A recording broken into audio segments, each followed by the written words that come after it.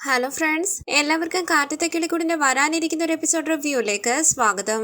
ഈ റിവ്യൂ നിങ്ങൾക്ക് ഇഷ്ടമായെങ്കിൽ ലൈക്ക് ചെയ്തും സബ്സ്ക്രൈബ് ചെയ്തും സപ്പോർട്ട് ചെയ്യണേ. സുഭാഷിന് വേണ്ടി വീണ്ടും വിവാഹാലോചന തുടങ്ങുകയാണ് നിധി. പെൺകുട്ടികളുടെ വീട്ടുകാർ സുഭാഷിന്റെ ജാതകം അന്വേഷിക്കുമ്പോൾ നിധി സുഭാഷിന് ജാതകമുണ്ടോ എന്ന് അന്വേഷിക്കുന്നു. സുഭാഷിന്റെ ജാതകം എഴുതിയിട്ടില്ല എന്ന് ഭാസ്കരൻ പറയുമ്പോൾ ജാതകം ഉണ്ടെങ്കിലേ വിവാഹം നടക്കൂ, എത്രയും പെട്ടെന്ന് സുഭാഷിനൊരു ജാതകം എഴുതണമെന്ന് പറയുകയാണ് നിധി. അപ്പോൾ സുധീഷ് ചോദിക്കുന്നു, നിധി ഇപ്പോഴും ജാതകത്തിലൊക്കെ വിശ്വസിക്കുന്നവരുണ്ടോ? അപ്പോൾ നിധി പറയുകയാണ്, വിശ്വസിക്കുന്നവരുണ്ട് സുധീഷേ. എന്റെ വീട്ടുകാർ ഒരു വിവാഹാലോചന കൊണ്ടുവരുമ്പോൾ ജാതകം നോക്കാറുണ്ട്. എന്റെ ചേട്ടന്റെയും സാന്ദ്രേടത്തിയുടെയും കല്യാണം ജാതകമൊക്കെ നോക്കി നടത്തിയതാ. 3 വർഷം അരുണേട്ടന് വേണ്ടി പെണ്ണ് അന്വേഷിച്ചു. ഒടുവിൽ സാന്ദ്രേടത്തിയുടെ ജാതകവുമായിട്ടാണ് അരുണേട്ടന്റെ ജാതകം ചേർന്നത്. അതുകൊണ്ട് സുഭാഷേട്ടന്റെ ജാതകം എഴുതാതെ സുഭാഷേട്ടന്റെ കല്യാണം നടക്കില്ല. ഇത് കേട്ട് സുധീഷ് ഹരീഷിനെയും കൂട്ടി ഒരു ജോത്സ്യന്റെ അരികിലേക്ക് പോയി സുഭാഷിന്റെ ജനന തീയതിയും ജനിച്ച സമയമൊക്കെ പറഞ്ഞു കൊടുത്ത് ഒരു ജാതകം എഴുതിപ്പിക്കുകയാണ്. പെൺകുട്ടികളുടെ ജാതകവുമായി ചേരുന്ന ഒരു ദോഷങ്ങളും ഇല്ലാത്ത ജാതകമായിരിക്കണം എന്റെ സുഭാഷേട്ടന്റേതെന്ന് സുധീഷ് പ്രത്യേകം ജോത്സ്യരോട് പറയുകയാണ്.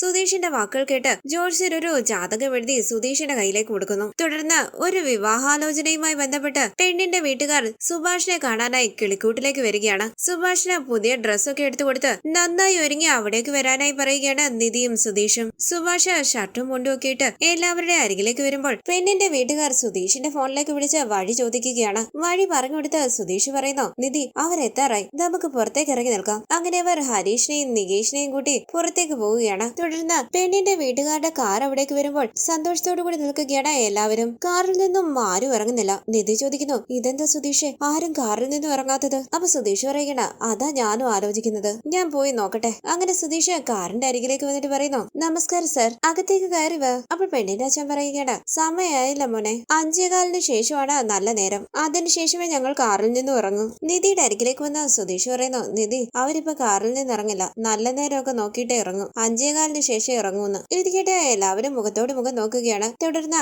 5:15 കഴിയുമ്പോൾ പെണ്ണിന്റെ വീട്ടുകാർ കാറിൽ നിന്നും പുറത്തേക്ക് ഇറങ്ങുകയാണ്. നമസ്കാരം എന്ന് പറഞ്ഞ് സന്തോഷത്തോടുകൂടി അവരെയും കൂട്ടി അകത്തേക്ക് പോവുകയാണ് നിധിയും സുധീഷും ഹരീഷും നികേഷും. അവിടേക്ക് വന്ന ഭാസ്കരനും അവരെ സന്തോഷത്തോടുകൂടി സ്വീകരിക്കുകയാണ്. ചുറ്റും നോക്കി പെണ്ണിന്റെ വീട്ടുകാർ പറയുന്നു, പഴയ കാലത്തെ വീട് പോലെ ഉണ്ടല്ലോ, ഇയാളാണോ പയ്യനെന്ന് ഒരാൾ ചോദിക്കുമ്പോൾ സുധീഷ് പറയുകയാണ്, അതെ സുഭാഷ്. അപ്പോൾ പെണ്ണിന്റെ അച്ഛൻ പറയുകയാണ്, സുഭാഷിനെ പറ്റി സുധീഷും സുധീഷിന്റെ ഭാര്യയും ഞങ്ങളോട് പറഞ്ഞു, ഞങ്ങൾക്ക് ഒരേ ഒരു മകളാ, ബികോം വരെ പഠിച്ചിട്ടുണ്ട്, ജോലിക്കൊന്നും ഞങ്ങൾ വിട്ടില്ല, പെണ്ണിന്റെയും ചെറുക്കന്റെയും ജാതകം നന്നായി ചേരണം, ജാതക പൊരുത്തം നോക്കാതെ ഞങ്ങളുടെ വീട്ടിലാരും കല്യാണം കഴിക്കാറില്ല, എത്ര നല്ല കുടുംബമാണെങ്കിലും ജാതക പൊരുത്തം ഉണ്ടെങ്കിൽ മാത്രമേ ഞങ്ങൾ വിവാഹത്തിന് സമ്മതിക്കൂ, പെണ്ണിന്റെയും ചെറുക്കന്റെയും ജാതകം ചേരുന്നുണ്ടെങ്കിൽ ഞങ്ങൾക്ക് വേറൊന്നും നോക്കാനില്ല, ഇത് ഞങ്ങളുടെ കുടുംബ ജോത്സ്യരോട് ചോദിച്ചിട്ട് ഞങ്ങൾ എന്ത് തീരുമാനവും എടുക്കൂ, അതുകൊണ്ട് ഞങ്ങൾ ജോത്സ്യരെയും കൂട്ടി വന്നത്. അപ്പൊ ജോത്സ്യൻ പറയുകയാണ്, വീടും വാസ്തുവും എല്ലാം കൊള്ളാം, ഇത് സ്വന്തം വീടാണോ? അപ്പൊ സുധീഷ് പറയുകയാണ്, ഇത് ഞങ്ങളുടെ സ്വന്തം വീടാ. ജോത്സ്യൻ ചോദിക്കുന്നു, പയ്യന്റെ ജാതകം ഒന്ന് കൊണ്ടുവരുമോ? 1 മിനിറ്റ് എന്ന് പറഞ്ഞ് സുധീഷ് ജാതകം കൊണ്ട് കൊടുക്കുകയാണ്. സുഭാഷും ഭാസ്കരനും സംശയത്തോടു കൂടി മുഖത്തോട് മുഖം നോക്കുന്നു. പെണ്ണിന്റെ അച്ഛൻ പറയുന്നു, ആദ്യം ജാതക പൊരുത്തം നോക്കാം, അതിനുശേഷം ബാക്കിയുള്ള കാര്യങ്ങൾ സംസാരിക്കാം. അപ്പൊ സുധീഷ് പറയുകയാണ്, ജാതകം നേരത്തെ വേണമായിരുന്നെങ്കിൽ എന്നോട് പറഞ്ഞാൽ മതിയായിരുന്നല്ലോ, ഞാൻ ജാതകം അവിടെ കൊണ്ടു തരുമായിരുന്നല്ലോ. ജാതകം നോക്കാനായി നിങ്ങൾ എല്ലാവരും എന്തിനാ ഇങ്ങോട്ടേക്ക് വന്നത്? ജോത്സ്യരെ വരെ കൂട്ടിക്കൊണ്ട് വന്നിരിക്കുന്നു. പുഞ്ചിരിച്ച് പെണ്ണിന്റെ അച്ഛൻ പറയുകയാണ്, ഞങ്ങളുടെ മകള് ജീവിക്കാൻ പോകുന്ന വീടാണിത്, വീടിന്റെ വാസ്തു ശരിയാണോ ദിശ ശരിയാണോ എന്നൊക്കെ നേരിൽ വന്ന് നോക്കിയാലല്ലേ അറിയൂ, ഇതെല്ലാം ശരിയാണെങ്കിൽ മാത്രമേ ഞങ്ങൾ ജാതക പൊരുത്തം നോക്കൂ. ജാതകം നോക്കിയിട്ട് ജോത്സ്യൻ പറയുന്നു, ശരിയല്ല, ഇതൊട്ടും ശരിയാകില്ല, ജാതകം നിങ്ങൾ ഇപ്പോഴാണോ എഴുതിയത്? ഇത് കേട്ട് സുധീഷ് ടെൻഷനോടുകൂടി ഇരിക്കുമ്പോൾ നിധി ദേഷ്യത്തോടുകൂടി സുധീഷിനെ നോക്കുകയാണ്. അപ്പൊ ഹരീഷ് പറയുന്നു, പഴയ ജാതകം നഷ്ടപ്പെട്ടു, അതുകൊണ്ടാ പുതിയതായി ഒരെണ്ണം എഴുതിയത്. അപ്പൊ ജോത്സ്യൻ പറയുന്നു, ഈ ജാതകം ശരിയല്ല, നമ്മുടെ പെണ്ണിന്റെ രാശിക്ക് ഈ ജാതകം ഒട്ടും ശരിയാകില്ല, നമ്മുടെ പെണ്ണിന് മാത്രമല്ല ഒരു പെണ്ണിന്റെ ജാതകവുമായും ഇയാളുടെ ജാതകം ചേരില്ല. ഇത് കേട്ട് ടെൻഷനോടുകൂടി ജോത്സ്യനെ നോക്കുകയാണ് സുഭാഷ്. സുധീഷ് പതിയെ ഹരീഷിനോട് പറയുന്നു, എടാ ആ ജോത്സ്യനോട് നന്നായി വേണം ജാതകം എഴുതാനെന്ന് പറഞ്ഞതല്ലേ? അപ്പോൾ ഹരീഷ് പറയുകയാണ്, അതെ, അയാൾക്ക് ഇനി വല്ല തെറ്റും പറ്റിയതാണോ? ഭാസ്കരൻ ചോദിക്കുന്നു, ആരുടെ കയ്യിലാടാ നീയൊക്കെ ജാതകം എഴുതാൻ കൊടുത്തത്? ഇപ്പൊ എല്ലാം കമ്പ്യൂട്ടർ ജാതകമല്ലേ? ഞാൻ പണ്ട് നല്ലൊരു ജോത്സ്യനെ കൊണ്ട് എന്റെ മകന്റെ ജാതകം എഴുതിച്ചിരുന്നു, നിങ്ങൾ പറഞ്ഞപ്പോഴാ എനിക്ക് ആ കാര്യം ഓർമ്മ വന്നത്, ഞാൻ ജാതകം പോയി എടുത്തോണ്ട് വരാന്ന് പറഞ്ഞ് ഭാസ്കരനകത്തേക്ക് പോകുമ്പോൾ കണ്ണു തള്ളി നിൽക്കുകയാണ് സുധീഷും നിധിയും ഹരീഷും നികേഷും എല്ലാം. സുധീഷ് പതിയെ നിധിയുടെ അരികിലേക്ക് വന്നിട്ട് ചോദിക്കുകയാണ്, നമ്മൾ അയാളോട് ജാതകം ചോദിച്ചതല്ലേ, അപ്പൊ അയാള് ജാതകം എഴുതിയിട്ടില്ലെന്നല്ലേ പറഞ്ഞത്, ഇപ്പതേ പെട്ടെന്നൊരു ജാതകം എടുത്തോണ്ട് വരാൻ പോകുന്നു. അപ്പൊ നിധി പറയണ, അതാ എനിക്ക് മനസ്സിലാകാത്തത്. തുടർന്ന് പഴയ ഒരു പെട്ടിയിൽ നിന്നും സുഭാഷിന്റെ ജാതകവും എടുത്ത് നിധിയുടെ അരികിലേക്ക് വരികയാണ് ഭാസ്കരൻ. നിധി നിധി പതിയെ പറയുന്നു, ജാതകം കയ്യിലുണ്ടെന്ന് എന്നോട് പറഞ്ഞില്ലല്ലോ. അവൾ ഭാസ്കരൻ പറയുകയാണ്, നിങ്ങൾ എന്നോട് ജാതകം ചോദിച്ചില്ലല്ലോ. അവൾ നിധി പറയുകയാണ്, ജാതകം എഴുതാൻ പോകുന്ന കാര്യം പറഞ്ഞതല്ലേ, ജനന സമയവും ചോദിച്ചു. ഇത് കേട്ട് ഭാസ്കരൻ പറയുന്നു, ജാതകം എഴുതാൻ പോകുന്ന കാര്യം പറഞ്ഞു, ജനന സമയം ചോദിച്ചു, പക്ഷേ എന്റെ കയ്യിൽ ജാതകം ഉണ്ടോ എന്ന് ചോദിച്ചില്ലല്ലോ. ഇത് കേട്ട് സുധീഷ് ദേഷ്യത്തോടു കൂടി നിൽക്കുമ്പോൾ ഭാസ്കരൻ ചോദിക്കുകയാണ്, ഇപ്പൊ എന്താ ജാതകം കൊടുക്കണോ വേണ്ടയോ? പുഞ്ചിരിച്ച എല്ലാവരെയും ഒന്ന് നോക്കിയിട്ട് ഭാസ്കരന്റെ കയ്യിൽ നിന്നും ജാതകം വാങ്ങി സുധീഷ് ജോർസിന്റെ കയ്യിലേക്ക് കൊടുക്കുകയാണ്. ജാതകം നോക്കിയിട്ട് ജോർസിൻ പറയുന്നു, ഇത് ശരിയാകില്ല. ഇത് കേട്ട് എല്ലാവരും ടെൻഷനോട് കൂടി നിൽക്കുമ്പോൾ ഭാസ്കരൻ ചോദിക്കുന്നു, ശരിയാകുന്നില്ലെന്നോ? അപ്പോൾ ജോർസിൻ പറയുകയാണ്, നമ്മുടെ പെണ്ണിന് വേറെ പയ്യനെ നോക്കാം, ഈ ജാതകക്കാരെ ശരിയാകില്ല. അപ്പോൾ പെണ്ണിന്റെ അച്ഛൻ പറയുകയാണ്, ശരി സ്വാമി, സ്വാമി പറഞ്ഞാൽ ശരിയായിരിക്കും. ഞങ്ങൾ സ്വാമി പറയുന്ന വാക്കിന് മറുവാക്ക് പറയാറില്ല, തെറ്റിദ്ധരിക്കരുതേ. അപ്പൊ നിധി പറയുകയാണ്, ഇത് നിങ്ങളിങ്ങനെ വീട്ടിലേക്ക് വന്ന് പറയേണ്ട കാര്യമില്ലായിരുന്നല്ലോ. ജാതകം ചോദിച്ചിരുന്നെങ്കിൽ ഞങ്ങളത് തരുമായിരുന്നല്ലോ. നിങ്ങൾ നോക്കിയിട്ട് ഇതാണ് കാര്യമെന്ന് ഫോണിലൂടെ പറഞ്ഞാൽ മതിയായിരുന്നല്ലോ. ഇത് കേട്ട് പെണ്ണിന്റെ അമ്മ പറയുകയാണ്, കുട്ടി, ഞങ്ങൾ നേരിൽ വന്നതുകൊണ്ടല്ലേ ഒറിജിനൽ ജാതകം കിട്ടിയത്. അതുമാത്രമല്ല സ്വാമി വീടിരിക്കുന്ന ദിശ, വാസ്തു എല്ലാം നോക്കണമെന്ന് പറഞ്ഞു, അതുകൊണ്ടാണ് ഞങ്ങൾ നേരിൽ വന്നത്. സുധീഷ് ചോദിക്കുന്നു, ഈ രണ്ട് ജാതകവും പെണ്ണിന്റെ ജാതകവുമായി ചേരുന്നില്ലേ? അപ്പോൾ സ്വാമി പറയുകയാണ്, രണ്ട് ജാതകങ്ങളും ഞാൻ പെണ്ണിന്റെ ജാതകവുമായി വെച്ച് നോക്കി, പൊരുത്തമില്ല. അതുമാത്രമല്ല പയ്യന്റെ ജാതകം ശരിയല്ല, ഈ ജാതകത്തിന് പെൺദോഷമുണ്ട്. ഈ ജാതകക്കാരൻ താമസിക്കുന്ന വീട്ടില് ഒരു പെണ്ണിന് ജീവിക്കാൻ കഴിയില്ല. ഇത് കേട്ട് ബ്രോക്കർ ദാസപ്പൻ ചോദിക്കുന്നു, അതുകൊണ്ടാണോ സുഭാഷിന്റെ കല്യാണം ഒന്നും ശരിയാകാത്തത്? അപ്പോൾ ജോർസിൻ പറയുകയാണ്, ഇയാളുടെ കല്യാണം നടക്കാൻ സാധ്യതയില്ല. ഈ ജാതകക്കാരൻ താമസിക്കുന്ന വീട്ടില് ഇയാൾക്ക് മാത്രമല്ല ഇയാളുടെ കൂടെ പിറന്ന ആർക്കും കല്യാണം നടക്കില്ല. ഇത് കിട്ടിഞ്ഞിട്ട് എല്ലാവരെയും നോക്കുകയാണ് സുഭാഷ്. നിധിയും സുധീഷും ഹരീഷും നികേഷും എല്ലാം ടെൻഷനോടുകൂടി മുഖത്തോട് മുഖം നോക്കുമ്പോൾ ഭാസ്കരൻ മനസ്സിൽ പറയുകയാണ്, അപ്പോ എന്റെ ഭാര്യ എന്റെ കൂടെ ഇല്ലാത്തതിന്റെ കാരണം ഞാനല്ല, ഇവനാണല്ലേ? അപ്പോൾ സുധീഷ് പറയുകയാണ്, സ്വാമി വെറുതെ ഓരോന്ന് പറയരുത്, എന്റെ കല്യാണം കഴിഞ്ഞതാ, എന്റെ വൈഫ് എന്റെ കൂടെ തന്നെ ഉണ്ടല്ലോ, അവൾ ഈ വീട്ടിൽ തന്നെ താമസിക്കുന്നതും. അപ്പോൾ ജോർസൻ പറയുകയാണ്, ഈ ജാതകത്തിൽ കാണുന്നതാ ഞാൻ പറഞ്ഞത്, ഈ ജാതകക്കാരനുള്ള വീട്ടില് ഒരു പെണ്ണിന് അധികകാലം താമസിക്കാൻ കഴിയില്ല. നിങ്ങളുടെ കല്യാണം കഴിഞ്ഞതായിരിക്കും, അല്ലെങ്കിൽ കല്യാണം നടക്കാൻ പോകുന്നതും ആകാം. നിങ്ങൾ ഒന്നിച്ച് ജീവിക്കണമെങ്കിൽ ഈ ജാതകക്കാരൻ ഈ വീട്ടിലുണ്ടാകാൻ പാടില്ല. അതുമാത്രമല്ല ഈ ജാതകക്കാരന് വിവാഹദോഷമുണ്ട്, അത് കാരണം ഇയാളുടെ കല്യാണം നടക്കില്ല. ഒരുപാട് പരിഹാരങ്ങൾ ചെയ്യേണ്ടതായിട്ടുണ്ട്, അതെല്ലാം ചെയ്താൽ എന്തെങ്കിലും ഒരു നല്ലത് നടക്കാൻ സാധ്യതയുണ്ട്. അതുവരെ ഈ ജാതകക്കാരൻ ഈ വീട്ടിലുണ്ടെങ്കിൽ ആരുടെയും കല്യാണം നടക്കില്ല. ഇത് കേട്ട് സുഭാഷ് തകർന്നിരിക്കുമ്പോൾ ജോർസൻ പറയുകയാണ്, ഇത് ഈ ജാതകക്കാരന്റെ ശാപമാ. നിങ്ങൾ ചോദിച്ചത് കൊണ്ടാണ് ഞാൻ ഇതെല്ലാം പറഞ്ഞത്, ഇല്ലെങ്കിൽ ഞാൻ ഇതൊന്നും പറയില്ലായിരുന്നു. പെണ്ണിന്റെ അച്ഛൻ പറയുന്നു, ഞങ്ങളോട് ക്ഷമിക്കണം, ഈ ബന്ധം ഞങ്ങൾക്ക് ശരിയാകില്ല, ഞങ്ങൾ പോവാം. അങ്ങനെ എല്ലാവരെയും കൂട്ടിക്കൊണ്ട് പെണ്ണിന്റെ അച്ഛൻ അവിടെ നിന്ന് പോവുകയാണ്. നിധി വിഷമത്തോടുകൂടി സുഭാഷിനെ നോക്കുമ്പോൾ ഭാസ്കരൻ പറയുകയാണ്, ഇത്രയും കാലവും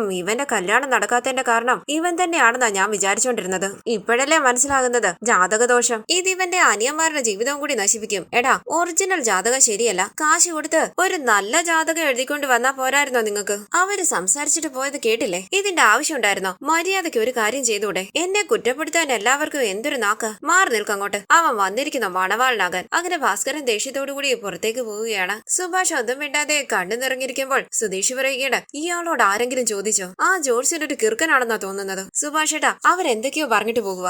സുഭാഷ് ഏട്ടൻ ഇതൊന്നും സീരിയസ് ആയിട്ട് എടുക്കണ്ട. സുഭാഷ് ഒന്നും മിണ്ടാതെ കണ്ണു നിറങ്ങി ആലോചിച്ചിരിക്കുമ്പോൾ നിധി പറയുന്നു, സുഭാഷ് ഏട്ടാ, ദയവ് ചെയ്ത് ഇതൊന്നും സീരിയസ് ആയിട്ട് എടുക്കരുത്. ഇവർ ഇത്രയും ലൂസ് ആണെന്നോ, വീടിന്റെ ഹോളിലിരുന്ന് ഇങ്ങനെ ജാതകം നോക്കുമെന്നോ ഞാൻ പ്രതീക്ഷിച്ചില്ല. അറിഞ്ഞിരുന്നുവെങ്കിൽ ഞാൻ ഇവരോട് വരാൻ പറയില്ലായിരുന്നു. പയ്യനെ കാണാൻ ഞങ്ങൾ അങ്ങോട്ട് വരുവാണെന്ന് അവർ പറഞ്ഞപ്പോൾ ഞാൻ പോസിറ്റീവായിട്ടാണ് ചിന്തിച്ചത്, പക്ഷെ അവരിങ്ങനെ ചെയ്യുമെന്ന് ഞാൻ പ്രതീക്ഷിച്ചില്ല.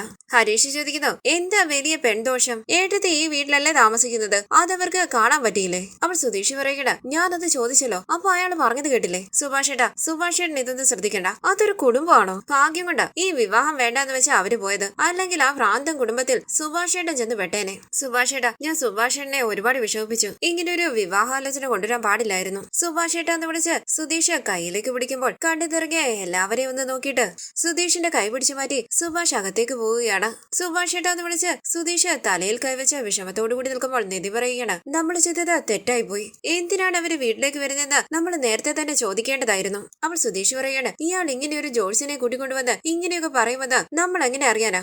5 കഴിയാതെ കാറിൽ നിന്നും പുറത്തിറങ്ങാൻ പറ്റില്ല എന്ന് അവർ പറഞ്ഞപ്പോഴേ ഞാൻ വിചാരിച്ചതാ. നിങ്ങൾ പുറത്തേക്ക് ഇറങ്ങണ്ട, ഇങ്ങനെ തന്നെ അങ്ങ് പൊയ്ക്കോളാൻ പറയാനായി. അപ്പോൾ നികേഷ് പറയുകയാണ്, സുഭാഷേട്ടന് വല്ലാതെ വിഷമമായി. സുഭാഷേട്ടന്റെ മുഖം കണ്ടില്ലേ, കഷ്ടമായി പോയി. അപ്പോൾ സുധീഷ് പറയുകയാണ്, അത് സാരമില്ലടാ, കുറച്ചു നേരം കഴിയുമ്പോൾ ശരിയാകും. നമ്മുടെ സുഭാഷേട്ടനെ നമുക്കറിയില്ലേ? അങ്ങനെ സുധീഷ് ടെൻഷനോടുകൂടി നിൽക്കുമ്പോൾ വിഷമത്തോടുകൂടി നിൽക്കുകയാണ് നികേഷും ഹരീഷും നിധിയും. സുഭാഷ് ഓർക്കുകയാണ് ജോർജിന്റെ വാക്കുകൾ. ഈ ജാതകത്തിന് പെൺദോഷമുണ്ട്. ഈ ജാതകക്കാരനുള്ള വീട്ടില് ഒരു പെണ്ണിന് ജീവിക്കാൻ കഴിയില്ല. ഇയാളുടെ മാത്രമല്ല ഇയാളുടെ കൂടപ്പിറപ്പുകൾക്കും കല്യാണം നടക്കില്ല. നിങ്ങളുടെ കല്യാണം കഴിഞ്ഞതാണെങ്കിലും കല്യാണം കഴിക്കാൻ പോകുന്നവരാണെങ്കിലും ഈ ജാതകക്കാരന്റെ വീട്ടിലുണ്ടെങ്കിൽ നിങ്ങളുടെ ആരുടെയും ജീവിതം നന്നായി വരില്ല. ഇയാളുള്ള വീട്ടില് ഒരു പെണ്ണിന് അധികകാലം താമസിക്കാൻ കഴിയില്ല. ഈ ജാതകക്കാരൻ വീട്ടിലുള്ളിടത്തോളം കാലം എന്തെല്ലാം പരിഹാരങ്ങൾ ചെയ്താലും നിങ്ങളുടെ ആരുടെയും കല്യാണം നടക്കില്ല. തുടർന്ന് രാത്രി വിഷമത്തോടുകൂടി ഹോളിലിരിക്കുകയാണ് നിധിയും സുധീഷും നികേഷും ഹരീഷും എല്ലാം. ഡ്രസ്സ് മാറി സുഭാഷ് വാതിൽ തുറന്ന് പുറത്തേക്ക് ഇറങ്ങി വരുമ്പോൾ എല്ലാവരും സുഭാഷിനെ ശ്രദ്ധിക്കുന്നു. വിഷമത്തോടുകൂടി അവരെ ഒന്ന് നോക്കിയിട്ട് സുഭാഷ് അടുക്കളയിലേക്ക് പോകാനായി തുടങ്ങുമ്പോൾ സുഭാഷ് ഏട്ടാന്ന് വിളിക്കുകയാണ് സുധീഷ്. അവരുടെ മുഖത്തേക്ക് നോക്കാതെ സുഭാഷ് കുരുങ്ങി നിൽക്കുമ്പോൾ ഹരീഷ് ചോദിക്കുന്നു, സുഭാഷ് ഏട്ടാ അയാൾ ഇങ്ങനെയൊക്കെ പറഞ്ഞതുകൊണ്ടാണോ സുഭാഷ് ഏട്ടൻ ഇങ്ങനെ കുരുങ്ങി നിൽക്കുന്നത്? സുഭാഷ് ഏട്ടൻ വിഷമിക്കാതെ, അയാൾ വായിൽ വന്നത് എന്തൊക്കെയോ പറഞ്ഞതാ. അപ്പോൾ നികേഷ് പറയുകയാണ്, അതെ സുഭാഷ് ഏട്ടാ, ജാതകത്തിൽ അത് ശരിയല്ല ഇത് ശരിയല്ല എന്നൊക്കെ പറഞ്ഞ് നമ്മുടെ കയ്യിൽ നിന്നും കാശ് വാങ്ങാനുള്ള തന്ത്രമാ. ഇത് കേട്ട് സുധീഷ് പറയുന്നു, നീ പറയുന്നത് ശരിയാടാ നികേഷ്, ഇതൊക്കെ വിശ്വസിച്ച പലരും നശിച്ചു പോയത്. ആ ലിസ്റ്റിൽ സുഭാഷ് ഏട്ടനും പെട്ടുപോകരുതേ. അവൾ സുഭാഷ് പറയുകയാണ്, ഇല്ലടാ സുധീഷ്, ഞാൻ കാരണമാണ് ഇതൊക്കെ നടക്കുന്നതെന്ന് അയാൾ പറഞ്ഞത് സത്യമാണെന്ന് എനിക്ക് തോന്നുന്നു. ഇതറിഞ്ഞിരുന്നുവെങ്കിൽ ഞാൻ എപ്പോഴേ ഈ വീട്ടിൽ നിന്നും പോയേനെ. സുഭാഷ് ഏട്ടൻ എന്താ ഇങ്ങനെയൊക്കെ പറയുന്നതെന്ന് ഹരീഷ് ചോദിക്കുമ്പോൾ അകത്തേക്ക് കയറിവെന്ന ഭാസ്കരൻ പറയുകയാണ്, അയാൾ പറഞ്ഞതൊക്കെ കേട്ട് നിങ്ങൾ എന്തിനാ ഇങ്ങനെ വിഷമിക്കുന്നത്? അയാളോട് പോകാൻ പറ, പോയി അവരവരുടെ ജോലി ചെയ്യാൻ നോക്ക്. അങ്ങനെ ഭാസ്കരൻ അവിടെ വന്ന് പോകാനായി തുടങ്ങുമ്പോൾ സുധീഷ് ചോദിക്കുകയാണ്, ഹലോ, സുഭാഷ് ഏട്ടന്റെ ജാതകം ഉണ്ടോന്ന് ചോദിച്ചപ്പോൾ നിങ്ങൾ ആദ്യം ഇല്ല എന്നല്ലേ പറഞ്ഞത്? അപ്പോൾ ഭാസ്കരൻ പറയുകയാണ്, എടാ അപ്പം മറന്നു പോയതാ, അവര് വന്നപ്പോഴാണ് എനിക്ക് ഓർമ്മ വന്നത്, അത്രേ ഉള്ളൂ. സുധീഷ് ചോദിക്കുന്നു, അതെങ്ങനെ? അപ്പൊ ഞാനെന്താ തെലുങ്കിനാണോ ചോദിച്ചത്? അപ്പോൾ ഭാസ്കരൻ പറയുകയാണ്, തെലുങ്കിലൊന്നും അല്ല, എനിക്ക് ജാതകം എവിടെ ഇരിക്കുന്നെന്ന ഓർമ്മയില്ലായിരുന്നു. പിന്നെ തെലുങ്ക് ചോദിച്ചാലും എനിക്ക് മറുപടി പറയാൻ അറിയാം. എനിക്ക് ഇന്ത്യയിലുള്ള എല്ലാ ലാംഗ്വേജസും അറിയാം. നിനക്ക് എന്തെങ്കിലും ഒരു പ്രശ്നം ഉണ്ടെങ്കിൽ നീ അത് എന്റെ അടുത്ത് വന്നാണോ തീർക്കുന്നത്? പോടാന്ന് പറഞ്ഞ് ഭാസ്കരൻ പുറത്തേക്ക് പോവുകയാണ്. അപ്പൊ നികേഷ് പറയുന്നു, സുഭാഷ് ഏട്ടാ, ജോർജ്യൻ പറഞ്ഞതോർത്ത് ഇങ്ങനെ വിഷമിക്കാതെ.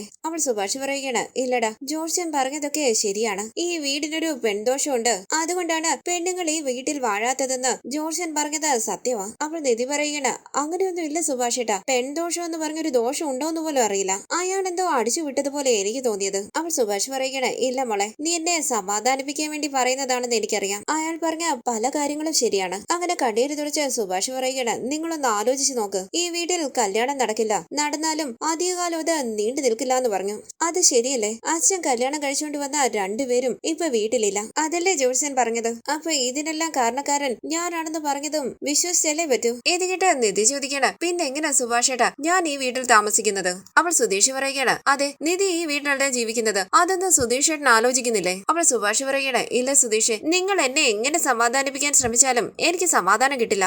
എനിക്കെന്തോ ഞാൻ കാരണം നിങ്ങൾക്കാർക്കും നല്ലൊരു ജീവിതം ഉണ്ടാകില്ലെന്ന് ഭയം തോന്നുവാ. അപ്പോൾ ഹരീഷ് പറയുകയാണ്, സുഭാഷ് ഏട്ടാ അങ്ങനെയൊന്നും ഉണ്ടാകില്ല, അയാള് പറഞ്ഞതെല്ലാം കണ്ണടച്ച് വിശ്വസിക്കരുതേ സുഭാഷ് ഏട്ടാ. അപ്പോൾ നിധി പറയുകയാണ്, സുഭാഷ് ഏട്ടാ അയാളെ വിശ്വസിക്കരുത്, അതൊന്നും സത്യമാകില്ല. ഇതേപോലെ ഒരു ജോത്സ്യൻ എന്റെ അച്ഛനോട് പറഞ്ഞു വാഹനം ഓടിക്കരുത്, അപകടം ഉണ്ടാകുമെന്ന്. അത് കേട്ട് എന്റെ അച്ഛൻ ഒരുപാട് നാള് വണ്ടി ഓടിച്ചില്ല. പിന്നീട് ഡ്രൈവർ ഇല്ലാതെ വന്നപ്പോൾ അച്ഛൻ തന്നെയാണ് വണ്ടി ഓടിച്ചത്. അന്ന് മുതൽ ഇന്ന് വരെയും അച്ഛൻ വണ്ടി ഓടിക്കുന്നുണ്ട്, എവിടെയും ചെന്നിടിച്ചില്ല, ആക്സിഡന്റും ഉണ്ടായില്ല. സത്യം പറഞ്ഞാൽ അതിനുശേഷമാണ് എന്റെ അച്ഛൻ 2-3 കാറ് വാങ്ങിയത്. അവൾ സുധീഷ് പറയുകയാണ്, സുഭാഷ് ഏട്ടാ ആ പെണ്ണിന്റെ 5 വർഷമായിട്ട് പയ്യനെ അന്വേഷിക്കുക. ഇയാൾ നല്ലൊരു ജോത്സ്യനായിരുന്നെങ്കിൽ ആ പെണ്ണിന് നല്ലൊരു പയ്യനെ കണ്ടുപിടിച്ചു കൊടുക്കില്ലായിരുന്നോ? ഇപ്പൊ ആ പെണ്ണിന്റെ കല്യാണം കഴിഞ്ഞേനെ. 5 വർഷമായിട്ട് ആ കുടുംബത്തെ വെച്ച് ആ ജോത്സ്യൻ നന്നായി സമ്പാദിക്കുന്നുണ്ട്. അത് മനസ്സിലാക്കാതെ ആ ഭ്രാന്തൻ കുടുംബം ജോത്സ്യനെ കൊണ്ട് നടക്കുക. അപ്പോൾ ഹരീഷ് പറയുകയാണ്, സുഭാഷ് ഏട്ടാ അത് വിട്, അയാൾ എന്തെങ്കിലും പറഞ്ഞിട്ട് പോട്ടെ, അത് കേട്ട് നമുക്ക് ജീവിക്കാൻ പറ്റുമോ? ഞങ്ങൾ എല്ലാവരും പറയുന്നില്ലേ, അത് സുഭാഷ് ഏട്ടൻ കേൾക്കില്ലേ? അങ്ങനെ ഹരീഷ് സുഭാഷിനെ ചേർത്ത് പിടിക്കുമ്പോൾ അരികിലേക്ക് വന്ന നികേഷ് ചോദിക്കുന്നു, സുഭാഷ് ഏട്ടാ എന്തിനാ ഇങ്ങനെ കരയുന്നത്? അങ്ങനെ സുഭാഷിന്റെ കണ്ണീര് തുടച്ച് നികേഷ് പറയുകയാണ്, സുഭാഷ് ഏട്ടാ കരയല്ലേ, കാണുമ്പോൾ എനിക്കും കരച്ചില് വരുവാ. വിഷമത്തോടുകൂടി സുഭാഷിന്റെ കയ്യിൽ പിടിച്ച് സുധീഷ് പറയുന്നു, സുഭാഷ് ഏട്ടാ സോറി, ഞാനാ ഇതിനെല്ലാം കാരണക്കാരൻ. അവർക്ക് ജാതകത്തിൽ വിശ്വാസം ഉണ്ടെന്ന് പറഞ്ഞു, പക്ഷേ ഇത്രയും വിശ്വാസം ഉണ്ടെന്ന് ഞാൻ വിചാരിച്ചില്ല. ഇതെല്ലാം അറിയാമായിരുന്നെങ്കിൽ ഞങ്ങൾ ഈ കല്യാണക്കാര്യം സുഭാഷ് ഏട്ടനോട് പറയുക പോലും ഇല്ലായിരുന്നു. അപ്പൊ നിധി പറയുകയാണ്, അതെ സുഭാഷ് ഏട്ടാ, എങ്കിൽ ഇങ്ങനെയുള്ള സംസാരമൊക്കെ ഒഴിവാക്കാമായിരുന്നു, ഞങ്ങൾ അറിയാതെ പോയി സുഭാഷ് ഏട്ടാ. ഇത് കേട്ട് സുഭാഷ് കണ്ണു നിറങ്ങി നിൽക്കുമ്പോൾ സുഭാഷിനെ സമാധാനിപ്പിക്കാനായി ശ്രമിക്കുകയാണ് അവർ. സുഭാഷ് സ്നേഹത്തോടുകൂടി ഹരീഷിനെയും നികേഷിനെയും സുധീഷിനെയും തലോടുകയാണ്. തുടർന്ന് പുറത്തിരിക്കുന്ന നിധി ഓർക്കുകയാണ് സുഭാഷിന് പെൺദോഷമുണ്ടെന്ന് ജോത്സ്യൻ പറഞ്ഞതും സുഭാഷ് അത് ശരിയാണെന്ന് പറഞ്ഞതുമല്ല. തുടർന്ന് ഭാസ്കരൻ ചോദിക്കുന്നു, മോളെ നീ ഇതുവരെ ഉറങ്ങിയില്ലേ? ഇവിടെ മുഴുവൻ കൊതുക. അപ്പോൾ നിധി പറയുകയാണ്, സുഭാഷന് ഒരുപാട് വിഷമമായി, അതറിയോ? അപ്പോൾ ഭാസ്കരൻ പറയുകയാണ്, ഞാൻ മോളോട് ഉറങ്ങിയില്ലേ എന്ന് ചോദിച്ചാൽ നീ നിന്റെ സുഭാഷേട്ടന്റെ കാര്യമാണോ പറയുന്നത്? പോയി കിടന്ന് ഉറങ്ങാൻ നോക്ക്. നിധി ചോദിക്കുന്നു, ചോദിക്കുന്നു, നിങ്ങൾക്ക് എങ്ങനാ ഈ വീട്ടിൽ എന്ത് നടന്നാലും കാണാത്ത ഭാവത്തിൽ ഇരിക്കാൻ പറ്റുന്നത്? ഭാസ്കരൻ ചോദിക്കുന്നു, എന്താ ഇപ്പൊ ഈ വീട്ടിൽ എന്താ സംഭവിച്ചത്? ആരെങ്കിലും മരിച്ചുപോയോ? നിധി ചോദിക്കുന്നു, ആരെങ്കിലും മരിച്ചുപോയാലേ ശ്രദ്ധിക്കുകയുള്ളൂ. സുഭാഷേട്ടൻ കാരണമാണ് ഈ വീട്ടിൽ സ്ത്രീകൾ വാഴാത്തതെന്നോർത്ത് വിഷമിച്ചിരിക്കുകയാണ് സുഭാഷേട്ടൻ. ദേ നോക്ക്, എനിക്ക് നന്നായിട്ടറിയാം നികേഷിന്റെ അമ്മ എവിടെയോ ജീവിച്ചിരിപ്പുണ്ടെന്ന്. ഞാൻ അവരെ ഒരിക്കൽ റോഡിൽ വെച്ച് കണ്ടതുവാ. അവൾ ഭാസ്കരൻ പറയുകയാണ്, ആരെങ്കിലും കണ്ടിട്ട് എന്തെങ്കിലുമൊക്കെ പറയാതെ മോളെ. അവൾ നിധി പറയുകയാണ്, ഞാൻ അവരെ കണ്ടു എന്ന് പറഞ്ഞപ്പോൾ അച്ഛന്റെ മുഖം മാറിയത് ഞാൻ കണ്ടതാ. എന്തോ മറക്കുന്നുണ്ട്, അതാ മുഖം പറയുന്നുണ്ട്. അവൾ ഭാസ്കരൻ പറയുകയാണ്, മോളെ നീ എന്തിനാ ഈ കെട്ടിടം കിട്ടുന്ന ജോലിക്ക് പോകുന്നത്? പോലീസായിട്ടോ വക്കീലായിട്ടോ ഒക്കെ ജോലി ചെയ്യാൻ പോകും. അവൾ നിധി പറയുകയാണ്, അതൊക്കെ എനിക്കറിയാം. നികേഷിന്റെ അമ്മ ഇവിടെ എവിടെയെങ്കിലും ഉണ്ടെങ്കിൽ അവരെ ഇങ്ങോട്ട് കൂട്ടിക്കൊണ്ടുവരാം. നികേഷിന്റെ അമ്മ ഇവിടെ വന്നാൽ സ്ത്രീകൾ ഈ വീട്ടിൽ വാടില്ല എന്ന് പറയുന്നവരുടെ വായടപ്പിക്കാൻ പറ്റുമല്ലോ. ആ പ്രശ്നവും അവസാനിക്കും. ഭാസ്കരൻ ചോദിക്കുന്നു, നിനക്ക് വേറെ ജോലിയില്ലേ? ഈ വീടിനെ മാറ്റാനായി തക്കലയിൽ നിന്നും വന്നതാണോ? എന്താ മോളെ ഇങ്ങനെ പറഞ്ഞു തന്നെ പറഞ്ഞുകൊണ്ടിരിക്കുന്നത്? അവിടേക്ക് വന്ന സുധീഷ് ചോദിക്കുന്നു, നിധി എന്താ ഇവിടെ ഇരിക്കുന്നത്? കൊതുകടി കൊള്ളാനാണോ? അകത്ത് പോയി കിടക്ക്. സുഭാഷേട്ടൻ എവിടെയെന്നാ നിധി ചോദിക്കുമ്പോൾ സുധീഷ് പറയുകയാണ്, സുഭാഷേട്ടൻ കിടന്നു. അപ്പൊ നിധി പറയുകയാണ്, പാവ സുഭാഷേട്ടൻ, വലിയ വിഷമമായി. സുഭാഷേട്ടനെ ഒന്ന് ശ്രദ്ധിക്കണേ. അപ്പോൾ സുധീഷ് പറയുകയാണ്, അങ്ങനെയൊന്നുമില്ല നിധി, സുഭാഷേട്ടൻ പതിയെ ശരിയായിക്കോളും. അപ്പോൾ നിധി പറയുകയാണ്, ഇല്ല സുധീഷ്,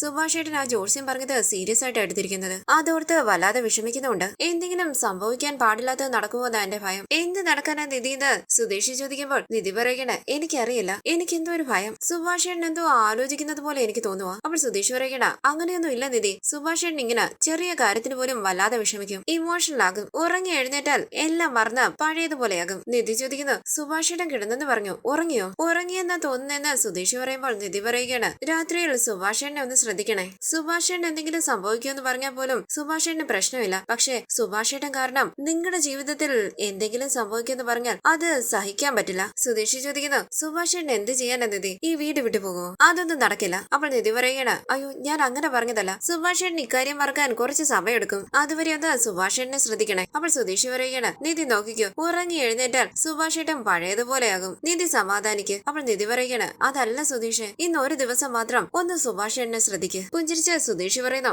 ശരി ഞാൻ നോക്കിക്കോളാം. ശരി സുധീഷ്, ഞാൻ ഉറങ്ങാൻ പോവാണെന്ന് പറഞ്ഞ് നിധി അകത്തേക്ക് പോവുകയാണ്. തുടർന്ന് സുധീഷ് ഉറങ്ങാനായി വരുമ്പോൾ സുഭാഷ് കണ്ണടച്ച് കിടക്കുന്നത് കാണുകയാണ്. സുഭാഷേട്ടൻ ഉറങ്ങി വന്ന് സുധീഷ് പതിയെ ചോദിക്കുമ്പോൾ ഹരീഷ് പറയുകയാണ്, ഇപ്പൊ ഉറങ്ങിയതേ ഉള്ളൂ, മിണ്ടാതിരിക്ക്, ശബ്ദം കേട്ടാൽ ഉണരും. സുധീഷ് പതിയെ ചോദിക്കുന്നു, സുഭാഷേട്ടൻ ഓക്കെയാണോ? അപ്പോൾ നികേഷ് പറയുകയാണ്, അറിയില്ല, ഞങ്ങളെ കൊണ്ട് പറ്റുന്നത് പോലെ സമാധാനിപ്പിച്ചിട്ടുണ്ട്. ഉറങ്ങുന്ന സമയത്ത് ജോർജിന്റെ കാര്യമൊന്നും പറഞ്ഞില്ല. ഹരീഷ് പറയുകയാണ്, സമാധാനമായെന്ന് തോന്നുന്നു, ഉറങ്ങിയല്ലോ. സുധീഷ് സുഭാഷേട്ടാന്ന് വിളിക്കുന്നുവെങ്കിലും സുഭാഷ് കണ്ണു തുറക്കുന്നില്ല. ഹരീഷ് പറയുകയാണ്, ഉറങ്ങി, പക്ഷേ എങ്കിലും സുഭാഷേട്ടന്റെ മേലെ ഒരു കണ്ണു വേണം. അപ്പോൾ സുധീഷ് പറയുകയാണ്, എടാ സുഭാഷേട്ടൻ ഉറങ്ങിയാൽ രാവിലെ അല്ലേ എഴുന്നേൽക്കും? ഇപ്പൊ എന്തായാലും സുഭാഷേട്ടൻ ഉറങ്ങിയല്ലോ, നിങ്ങൾ പേടിക്കണ്ട, നമുക്ക് ആ ജോർജിന്റെ അടുത്തേക്ക് പോയി അയാൾക്ക് 4 എണ്ണം കൊടുത്താലോ? അപ്പോൾ ഹരീഷ് പറയുകയാണ്, സുധീഷേട്ടൻ അത് വിട്, നമുക്കൊരുത്തൻ ജാതകം എഴുതി തന്നില്ലേ, അവനെ പോയി തല്ലേണ്ടത്. അപ്പോൾ സുധീഷ് പറയുകയാണ്, അവനെ ഞാൻ വെറുതെ വിടില്ല, ഇനി അവൻ ഇതുപോലെ ഒരു ജാതകം എഴുതരുത്. അപ്പോൾ ഹരീഷ് പറയുകയാണ്, സുധീഷേട്ടൻ സമാധാനിക്ക്, രാവിലെ ആവട്ടെ. അപ്പോൾ സുധീഷ് പറയുകയാണ്, നമ്മൾ സംസാരിച്ച് സുഭാഷേട്ടനെ ഉണർത്തണ്ട, നമുക്ക് ഉറങ്ങാം. അങ്ങനെ അവർ ഉറങ്ങാനായി കിടക്കുകയാണ്. സുധീഷ് ടെൻഷനോടുകൂടി ഇടയ്ക്കിടയ്ക്ക് സുഭാഷിനെ നോക്കുന്നുണ്ട്. തുടർന്ന് ഹരീഷും നികേഷും സുധീഷും നല്ല ഉറക്കത്തിൽ കിടക്കുമ്പോൾ കണ്ണു തുറന്ന് അവരെ നോക്കുകയാണ് സുഭാഷ്. വിഷമത്തോടുകൂടി എഴുന്നേറ്റിരുന്ന് സുഭാഷ് ഓർക്കുകയാണ്, ജോർജിയൻ പെൺദോഷം ഉണ്ടെന്ന് പറഞ്ഞതും സുഭാഷ് വീട്ടിലുണ്ടെങ്കിൽ കൂടപ്പിറപ്പുകളുടെ കല്യാണം നടക്കില്ലെന്നും സുഭാഷിന്റെ ദോഷം കാരണം അവർക്കൊരു നല്ല ജീവിതം ഉണ്ടാകില്ല എന്നും ഒക്കെ പറഞ്ഞത്. തുടർന്ന് രാവിലെ അടുക്കളയിലേക്ക് കയറി നിധി ചായ ഉണ്ടാക്കുകയാണ്. നികേഷ് അവിടേക്ക് വരുന്നു. നിധി ചോദിക്കുന്നു, സുഭാഷേട്ടൻ എഴുന്നേറ്റോ നികേഷ്? അപ്പോൾ നികേഷ് പറയുകയാണ്, എഴുന്നേറ്റ് കാണും ഏട്ടത്തി, സുഭാഷേട്ടൻ കിച്ചണിൽ ഉണ്ടാകുമെന്ന് കരുതിയാ ഞാൻ ഇങ്ങോട്ട് വന്നത്. നിധി ചോദിക്കുന്നു, റൂമിൽ കിടക്കുകയാണോ സുഭാഷേട്ടൻ? അപ്പോൾ നികേഷ് പറയുകയാണ്, ഇല്ല ഏട്ടത്തി, റൂമിലില്ല. അപ്പോൾ നിധി പറയുകയാണ്, ഞാൻ രാവിലെ എഴുന്നേറ്റു, ഞാൻ സുഭാഷേട്ടനെ കണ്ടതേയില്ല. അങ്ങനെ നിധി എല്ലാവർക്കും ഉള്ള ചായ ഗ്ലാസ്സിലേക്ക് ഒഴിക്കുകയാണ്. നികേഷിന് ചായ കൊണ്ടു കൊടുത്തിട്ട് ഹരീഷിന്റെയും സുധീഷിന്റെ അരികിലേക്ക് വന്ന് ചായ കൊടുക്കുകയാണ് നിധി. സുധീഷ് പറയുന്നു, നിധി എനിക്കിപ്പോ വേണ്ട, ഞാൻ ബ്രഷ് ചെയ്തിട്ട് കുടിച്ചോളാം. അങ്ങനെ സുധീഷ് ബ്രഷ് ചെയ്യാനായി പോകുമ്പോൾ ചായ കുടിച്ചോണ്ട് നിൽക്കുന്ന നിധി ചോദിക്കുന്നു, സുഭാഷേട്ടൻ എവിടെ? സുഭാഷേട്ടൻ എവിടെ ഇല്ലെന്ന് ഹരീഷ് ചോദിക്കുമ്പോൾ നിധി പറയുകയാണ്, ഞാൻ രാവിലെ എഴുന്നേറ്റതാ, ഞാൻ സുഭാഷേട്ടനെ കണ്ടതേയില്ല, റൂമിന്റെ കഥക അടച്ചിരിക്കുകയായിരുന്നു, ഞാനോർത്തു റൂമിൽ കിടന്ന് ഉറങ്ങുകയാണെന്ന്. അപ്പോൾ ഹരീഷ് പറയുകയാണ്, ഏട്ടത്തി, റൂം തുറന്നു കിടക്കുകയായിരുന്നു, വാതിൽ ചാരിയിട്ടേ ഉള്ളായിരുന്നു, അകത്താരുമില്ല, സുഭാഷേട്ടൻ കടയിൽ പോയതായിരിക്കും. ഈ സമയം അവിടേക്ക് വന്ന സുധീഷ് ചോദിക്കുന്നു, എന്താടാ ഹരീഷേ? അപ്പോൾ നിധി പറയുകയാണ്, സുഭാഷേട്ടനെ കാണുന്നില്ല എന്ന് സുധീഷ് ടെൻഷനോടുകൂടി ചോദിക്കുമ്പോൾ ഹരീഷ് പറയുകയാണ്, അടുത്തുള്ള കടയിലെങ്ങാനും പോയതാ പോയതായിരിക്കും. അപ്പൊ നിധി പറയുന്നു, സുഭാഷ് ഏട്ടൻ രാവിലെ കടയിൽ പോകാറില്ലല്ലോ, ഞാൻ വീട് മുഴുവൻ നോക്കി, സുഭാഷ് ഏട്ടൻ ഇവിടെയെങ്കില്ല. അവൾ സുധീഷ് പറയണ, നിധി ഞാനൊന്ന് ഫോൺ ചെയ്ത് നോക്കട്ടെ, രാവിലെ സൈറ്റിലേക്കെങ്ങാനും പോയി കാണും. അങ്ങനെ സുഭാഷിന്റെ ഫോണിലേക്ക് വിളിച്ച സുധീഷ് പറയുന്നു, ഫോൺ സ്വിച്ച് ഓഫാ, ഫോണിൽ ചാർജ് ഇല്ലേ? നികേഷ് സുഭാഷ് ഏട്ടന്റെ ഫോൺ റൂമിലുണ്ടോന്ന് നോക്കി. പാതി സമയവും സുഭാഷ് ഏട്ടന്റെ ഫോണിൽ ചാർജ് കാണില്ല. റൂമിലേക്ക് വന്ന നികേഷ് കാണുകയാണ് സുഭാഷിന്റെ ഫോൺ അവിടെ ഇരിക്കുന്നതായി. അതിന്റെ താഴെ ഒരു കത്തുണ്ട്. സംശയത്തോടുകൂടി ആ കത്തെടുത്ത് വായിച്ചു നോക്കി ഞെട്ടി ഭയത്തോടുകൂടി സുധീഷ് ഏട്ടത്തിന്ന് വിളിച്ച് പുറത്തേക്ക് ഓടി പോവുകയാണ് നികേഷ്. എന്തു പറ്റിയിട്ടാ നികേഷ് എന്ന് ചോദിച്ച് അവർ അരികിലേക്ക് വരുമ്പോൾ കയ്യിലിരിക്കുന്ന കത്ത് നിധിയുടെ കയ്യിലേക്ക് കൊടുക്കുകയാണ് നികേഷ്. നിധി ആ കത്ത് വായിക്കുന്നു. സ്നേഹമുള്ള അനുജന്മാർക്കും നിധിക്കും സുഭാഷ് എഴുതുന്നത്, ഇത്രയും നാളായിട്ട് ഈ വീട്ടിൽ നടന്ന പ്രശ്നങ്ങൾക്ക് ഞാനാണ് കാരണമെന്ന് ഇപ്പോഴാ എനിക്ക് മനസ്സിലായത്.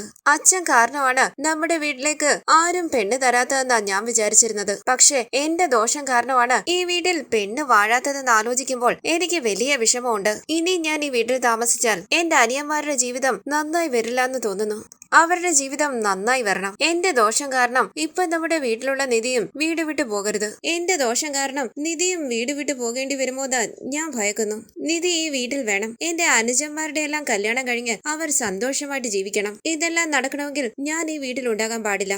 അതുകൊണ്ട് ഞാൻ ഈ വീട് വിട്ടു പോകുക. ഇങ്ങനെ ഒരു തീരുമാനമെടുക്കാൻ എനിക്ക് നല്ല വിഷമം ഉണ്ടായിരുന്നു. പക്ഷെ എനിക്ക് വേറെ വഴി അറിയില്ല. ഞാൻ എവിടെയാണെങ്കിലും എന്റെ മനസ്സ് മുഴുവൻ നിങ്ങളുടെ കൂടെ ആയിരിക്കും. നിങ്ങളുടെ നല്ലതിനു വേണ്ടി സുഭാഷ് ഏട്ടൻ നിങ്ങളെ വിട്ടു പോകുന്നു. എന്നെ ആരും അന്വേഷിക്കേണ്ട. കത്ത് വായിച്ച് നിധി പൊട്ടിക്കരയുമ്പോൾ നിധിയുടെ കയ്യിൽ നിന്നും കത്ത് വാങ്ങിച്ച് വായിച്ചു നോക്കുകയാണ് സുധീഷും ഹരീഷും. നികേഷ് കണ്ണു നിറഞ്ഞ് അവിടേക്ക് ഇരിക്കുന്നു. നികേഷിന്റെ തോളിൽ കൈവച്ച് ഹരീഷ് പറയുന്നു, നികേഷ് നീ വിഷമിക്കാതെ, സുഭാഷ് ഏട്ടൻ തിരിച്ചു വരും. എന്തിനാ സുഭാഷ് ഏട്ടൻ ഇങ്ങനെ ഒരു കത്ത് എഴുതി വെച്ചിട്ട് പോയതെന്ന് നികേഷ് ചോദിക്കുമ്പോൾ സുധീഷ് പറയുകയാണ്, ഇന്നലെ നമ്മൾ ഉറങ്ങിയപ്പോൾ സുഭാഷ് ഏട്ടൻ നല്ല ഉറക്കത്തിലല്ലായിരുന്നോ, പിന്നെ എങ്ങനെയാടാ ഇതെല്ലാം? അപ്പൊ നിധി പറയുകയാണ്, ഞാൻ സുധീഷിനോട് പറഞ്ഞതല്ലേ, സുഭാഷ് ഏട്ടന് നല്ല വിഷമമുണ്ട്, എനിക്ക് തെറ്റായിട്ട് എന്തെങ്കിലും സംഭവിക്കുമോന്ന് ഭയം ഉണ്ടെന്ന്. ഒരു രാത്രി ഉറങ്ങാതെ നിങ്ങൾക്ക് സുഭാഷ് ഏട്ടനെ നോക്കിക്കൂടായിരുന്നു? കണ്ണു നിറങ്ങിയ സുധീഷ് പറയുകയാണ്, നിധി ഞാൻ നിധിയോട് സംസാരിച്ചിട്ട് അകത്തേക്ക് കയറി വന്നപ്പോൾ സുഭാഷ് ഏട്ടൻ നല്ല ഉറക്കത്തിലായിരുന്നു. സുഭാഷ് ഏട്ടൻ ഉറങ്ങിയെന്ന് ഉറപ്പുവരുത്തിയിട്ടാണ് ഞങ്ങൾ ഉറങ്ങിയത്. അപ്പോൾ നിധി പറയുകയാണ്, ഇവിടെ ഇത്രയും വലിയൊരു കാര്യം നടന്നപ്പോൾ സുഭാഷ് ഏട്ടന് വിഷമമാകില്ലേ? സുഭാഷ് ഏട്ടന് നിങ്ങൾ 3 പേരുമാണ് എല്ലാം. അതുകൊണ്ടല്ലേ ഞാൻ സുധീഷിനോട് അങ്ങനെ പറഞ്ഞത്. നിങ്ങളുടെ നല്ല ജീവിതത്തിന് വേണ്ടിയാ സുഭാഷ് ഏട്ടൻ ഇങ്ങനെ ഒരു കത്ത് എഴുതി വെച്ചിട്ട് പോയത്. ഇങ്ങനെയൊക്കെ നടക്കുമെന്ന് തന്നെയാ ഞാൻ ഭയന്നത്. നിങ്ങൾ ഒരു രാത്രി ഉറങ്ങാതിരുന്നെങ്കിൽ ഇങ്ങനെ നടക്കുമായിരുന്നു. നടന്നത് ഓർത്തിട്ട് എനിക്ക് ഉറക്കം വന്നില്ലായിരുന്നു. ഞാൻ രാവിലെ 5 മണിക്ക് എഴുന്നേറ്റു. അപ്പം മുതലേ സുഭാഷ് ഏട്ടനെ കാണുന്നില്ലായിരുന്നു. അതിനു മുമ്പേ സുഭാഷ് ഏട്ടൻ പോയതാ. അവിടെ നിന്ന് ഭാസ്കരൻ എന്തു പറ്റിയെന്ന് ചോദിക്കുമ്പോൾ നിധി പറയുകയാണ്, സുഭാഷ് ഏട്ടനെ കാണുന്നില്ല, നിങ്ങൾ എന്നെ അന്വേഷിക്കേണ്ട, ഞാൻ വീട് വിട്ടു പോവുകയാണെന്ന് ലെറ്റർ എഴുതി വെച്ചിട്ടാ പോയത്. ഭാസ്കരന് കത്ത് വാങ്ങിച്ച് വായിച്ചു നോക്കുമ്പോൾ നിധി ചോദിക്കുന്നു, അച്ഛൻ പുറത്തല്ലേ കിടന്നത്, സുഭാഷ് ഏട്ടൻ പോകുന്നത് കണ്ടായിരുന്നോ? അപ്പോൾ ഭാസ്കരൻ പറയുകയാണ്, ഞാൻ കണ്ടില്ല, ഞാൻ നല്ല ഉറക്കത്തിലായിരുന്നു. പക്ഷേ രാത്രി പട്ടി ഉരയ്ക്കുന്ന ശബ്ദം കേട്ടായിരുന്നു. ടെൻഷനോടുകൂടി നിധി പറയുന്നു, ദയവ് ചെയ്ത് നിങ്ങൾ എല്ലാവരും പോയി സുഭാഷ് ഏട്ടനെ അന്വേഷിക്കുക. അപ്പോൾ ഹരീഷ് പറയുകയാണ്, നികേഷ് നീ ഇവിടെ ഇരിക്കുക, ഞങ്ങളുടെ സുഭാഷ് ഏട്ടനെ അന്വേഷിച്ചു കൊണ്ടുവരാം. ഇവിടെ അടുത്ത് എവിടെയെങ്കിലും കാണും സുഭാഷ് ഏട്ടൻ. അപ്പോൾ നികേഷ് പറയുകയാണ്, ഞാനും വരാം ഹരീഷ് ഏട്ടാ, ഇനിയും തിരിച്ച് വീട്ടിലേക്ക് വരികയാണെങ്കിൽ സുഭാഷ് ഏട്ടന്റെ കൂടെ വന്നാൽ മതി. വാ ഹരീഷ് ഏട്ടാ എന്ന് പറഞ്ഞ് നികേഷ് ഹരീഷിനെയും കൂട്ടി അവിടെ നിന്ന് പോവുകയാണ്. തകർന്നു നിൽക്കുന്ന സുധീഷിന്റെ തോളിൽ തട്ടി നിധി പറയുന്നു, പോകാനല്ലേ പറഞ്ഞത് സുധീഷ്, ഞാൻ പോവാ നിധി എന്ന് പറഞ്ഞ് സുധീഷും അവിടെ നിന്ന് ഓടി പോവുകയാണ്. ടെൻഷനോടുകൂടി ഭാസ്കരൻ പറയുന്നു, ഞാനും പോയി അന്വേഷിക്കാം. അങ്ങനെ ആ കത്ത് നിധിയുടെ കയ്യിലേക്ക് കൊടുത്തിട്ട് ഭാസ്കരനും അവിടെ നിന്ന് പോവുകയാണ്. കത്തും പിടിച്ച് ഭയത്തോടുകൂടി നിൽക്കുകയാണ് നിധി. ഈ സീരിയലിന്റെ കൂടുതൽ വീഡിയോസിനായി ചാനൽ സബ്സ്ക്രൈബ് ചെയ്ത് സപ്പോർട്ട് ചെയ്യണേ. താങ്ക്